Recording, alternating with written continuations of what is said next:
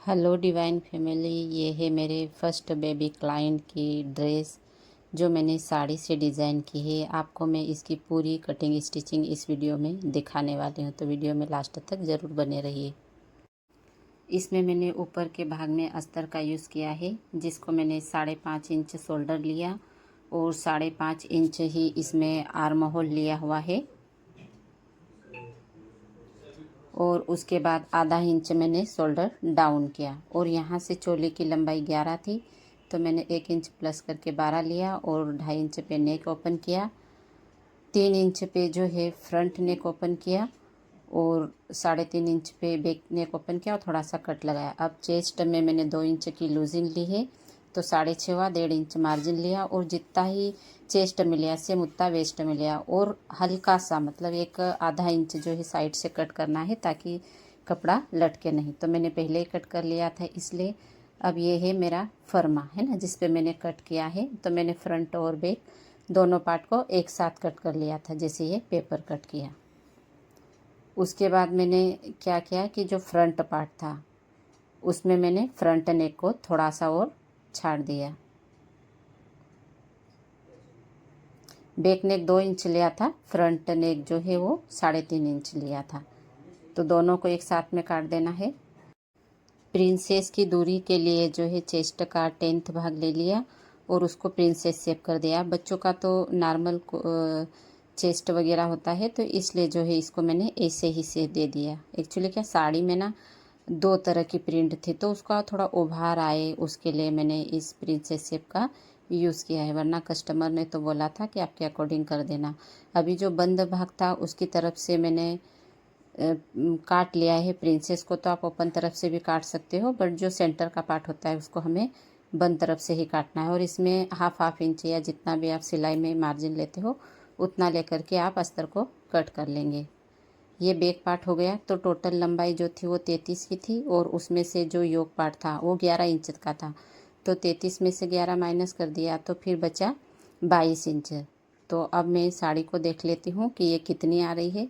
इसको मैंने umbrella cut करने का भी सोचा, लेकिन अम्ब्रेला में क्या फिर ये जो बॉर्डर है इसका प्रॉपर यूज़ नहीं हो पाता, तो मैंने इसको जो अपना पन्ने तरफ से होता है ना वहाँ से जो लंबाई होती है, जो लंबाई होती है उसको मैंने फोल्ड कर दिया। तो ये मेरी 22-23 इंच ही कुछ आ रही थी, हाँ 22 इंच ही आ रही थी।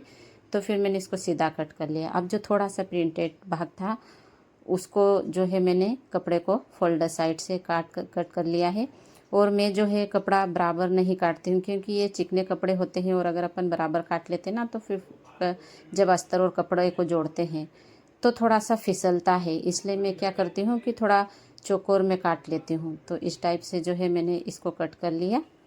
और ये वाला पार्ट भी जो है बंद भाग है तो बंद से। और ये मुझे जो क्लाइंट है ना उनकी मम्मा ब्लाउज बनाते हैं, तो उन्होंने मुझे इसे कट करा हुआ ही दिया, लेकिन उनको साइज जमा नहीं, तो ये कट करा हुआ ही था, तो मैंने सोचा इससे मैं प्रिंसेस निकाल लेती हूँ। तो इससे मैंने जब प्रिंसेस निकाला ना उस समय मेरे मन में आइडिया आया कि ये जो बॉर्डर है ना इसको बॉर्डर को मैं उधर यूज़ कर लेती हूँ, जो आपने फ्रॉक में देखी ना फ्रंट में लगी हुई, वो बाद में मेरे मन में आइडिया आया। और फिर इसके बाद जो है मैंने पूरा कट कर लिया, इन दोनों भागों को बराबर मिला के कट कर लिया। और ये वाले पार्ट की मैं बात कर रही थी, ये हमें बंद रखना है, तो इन दोनों को मिला करके और बस कच्चा कर लेना है।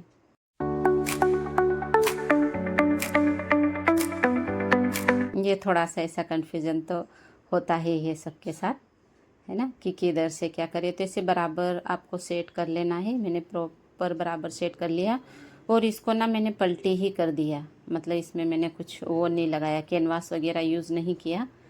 और टॉप सिलाई हमें ज़रूर लगाना है, उससे क्या होता है कि फिनिशिंग बहुत अच्छी आ जाती है। और फिर पूरा कच्चा करने के बाद जो एक्स्ट्रा फैब्रिक होता है उसको कट कर दिया है।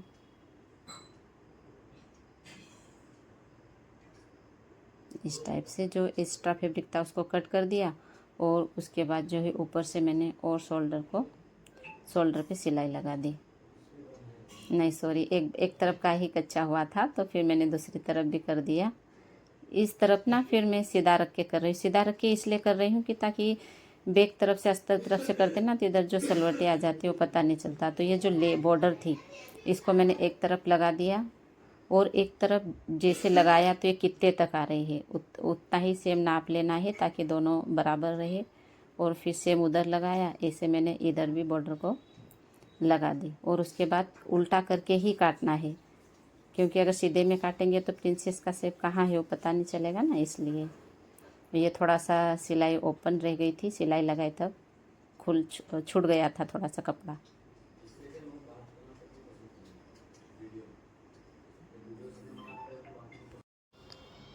ये इस टाइप से जो है हमारा प्रिंसेस लगाने के पहले तक का भाग रेडी हो गया और अब प्रिंसेस की सिलाई कर ली। बस जब हम ऐसे कपड़े को करते हैं ना तो हमें यही ध्यान रखना होता है कि नीचे कोई सलवट ना आए ना, कपड़े को अच्छे से मैनेज करके रखना। और अगर कुछ फिसल रहा हो ऐसा हो तो आप पिन की भी हेल्प ले सकते हो। चूँकि ये छोटा था तो फिर मैंने इसे हाथ से कवर कर लिया। और इस टाइप से जो है अब हम प्रिंसेस को लगा देंगे। प्रिंसेस को हमेशा ऊपर से लगाना चाहिए, मतलब मुझे ऐसा लगता है कि ऊपर से लगाना चाहिए। इससे क्या रहता है कि नीचे अगर छोटा बड़ा कुछ हो जाता है तो फिर उसको हम कट भी कर देते हैं। अब मैंने पूरा दोनों तरफ जोड़ के और इसको बराबर कर लिया सिलाई लगा के।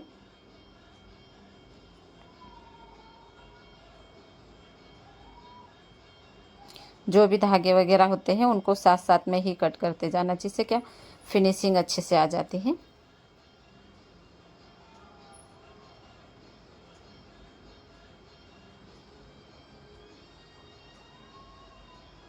मशीन में फिर धागा निकल गया। अब जो है मैं बैक पार्ट को कर लेती। तो बैक पार्ट में मैंने हल्का सा कट लगा दिया था और इसको भी मैंने कैनवास नहीं लगाया, इसको भी मैं डायरेक्ट पलटी कर देती हूँ। देखो मैं कितनी धीरे सिलाई लगा रही हूँ, क्योंकि अभी ना मेरी स्पीड नहीं है तो थोड़ा देखना पड़ता है। और ये आप देख रहे हो मेरा ध्यान उधर है सिलने में, और ये जो नीचे का अस्तर है थोड़ा सा तिरछा हो गया है। तो अब मुझे समझ में आ गया, मैं अगली बार से ये गलती बिल्कुल भी नहीं करूँगी। वैसे तो ये एक डिज़ाइन में कन्वर्ट हो गया है, लेकिन फिर भी थोड़ा सा और जब पहली बार सिलाई लगाई तो थोड़ी सी सिलाई जो थी वो तिरछी ऐसी टेढ़ी ऐसी थोड़ी सी हो रही थी। तो फिर उसको फिर से भी सिलाई लगा के हम प्रॉपर फिनिशिंग दे सकते हैं। और कट ज़रूर लगाना है, जब कट लगाते हैं ना तो फिर ये पलटी करने में बहुत इजी हो जाता है। उसके बाद यहाँ पे टॉप सिलाई लगा दी। ये हो गया हमारा बैक पार्ट रेडी। ये आप देख रहे हो ये जो लाइनें हैं ये हल्की सी तिरछी जा रही। वैसे तो ये मैंने जानबूझ के नहीं किया, मैंने ध्यान नहीं रखा और हो गई, लेकिन फिर भी ये अच्छा लुक आ रहा था। तो मैंने सोचा अब नहीं खोलती, और खोलती भी तो कुछ ऑप्शन नहीं था क्योंकि आर्म होल वगैरह सब छाड़ दिए थे। तो ये छोटी छोटी चीज़ें होती हैं जिनका हमें स्टार्टिंग में बहुत ध्यान रखना होता है। बस एक्स्ट्रा कपड़े को काटा तो आपको स्पष्ट दिख रहा होगा कि तिरछा कपड़ा हो गया था। फ्रंट और बैक को प्रॉपर शोल्डर से शोल्डर मैच कर लेना है। ये इस टाइप की छटाई ना ज़रूर करना है, इससे क्या फिनिशिंग बहुत अच्छी आ जाती है। अब ये फ्रंट बैक को बराबर कर लिया और फिर जितना भी मेरे पास कपड़ा था उसमें मैंने कुछ नहीं कट किया। मैंने सोचा कि जितनी भी सलवटें आएगी वो बना करके, जितने भी टक्स आएंगे वो बना करके और मैं इसमें लगा देती हूँ। तो एक भाग में तो मैंने इसको नीचे की तरफ रख लिया और एक भाग में देखो कपड़ा कितना फिसल रहा है।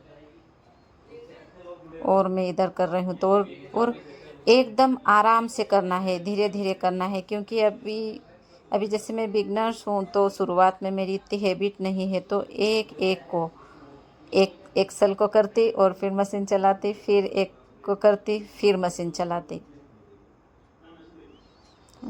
स्टार्टिंग में ऐसी ही प्रैक्टिस होती है।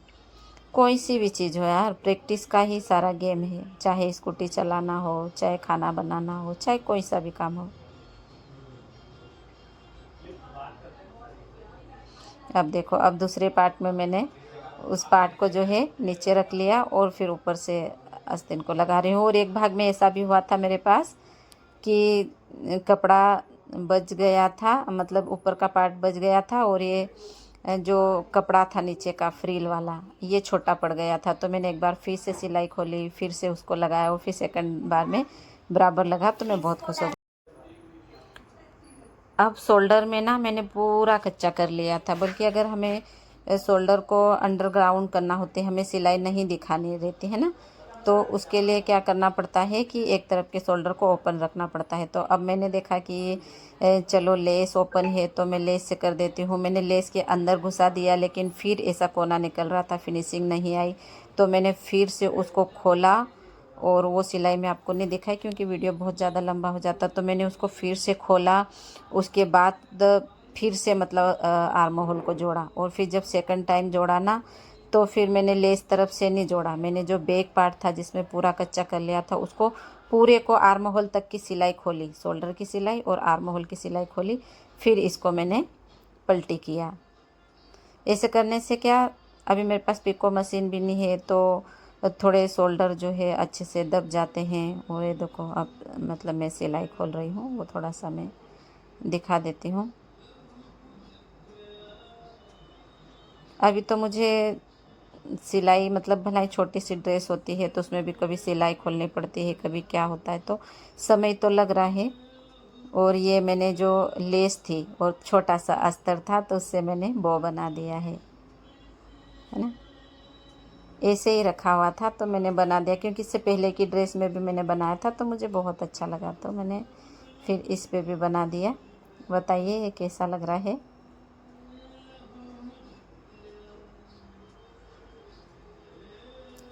और मैं सॉरी में इसमें है ना, मैंने जब ये आस्तीन कटिंग करी और नीचे मतलब पूरे फ्रॉक को फिट किया, उस समय पे ना मेरे मोबाइल पे एक कॉल आ गया था और वो कॉल इतना लंबा चला कि मैं इसे शूट नहीं कर पाई। तो अगर आप लोगों को आस्तीन की कटिंग चाहिए तो आप मुझे बता देना। और इसमें क्या है, एक चीज़ मैं आप लोगों को यहाँ पे समझाना चाह रही हूँ कि ये जो कपड़ा है ये स्मूथ है, तो मेरे पास आस्तीन बने इतना ही कपड़ा बचा था, और अगर मैं इसमें लेस नहीं लगाती तो ये अच्छी फिनिशिंग नहीं आ रही थी। और लेस को आप समझ रहे हो, मैंने इस लेस को आधा किया और फिर लगाया।